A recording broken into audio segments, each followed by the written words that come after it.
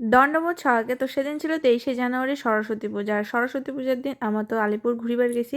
আর আইসার টাইমত আমরা ঢুকে পড়ছি কামাখ্যাগুড়ি পৌষ মেলা। তোমরা হয়তো অনেকেই জানেন যে কামাখ্যাগুড়িত পৌষ মেলা শুরু হয়ে গিয়েছে। আর দেখো মেলা বাড়ি ঢুকিয়ে প্রথমে আচারের প্রতি লোভ চলে গিয়েছে। তো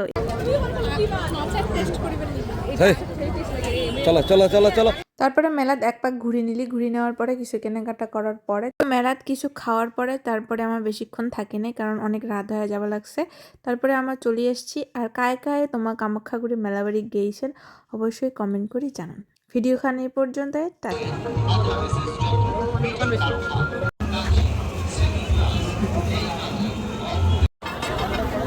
দেখান দিদি দেখান।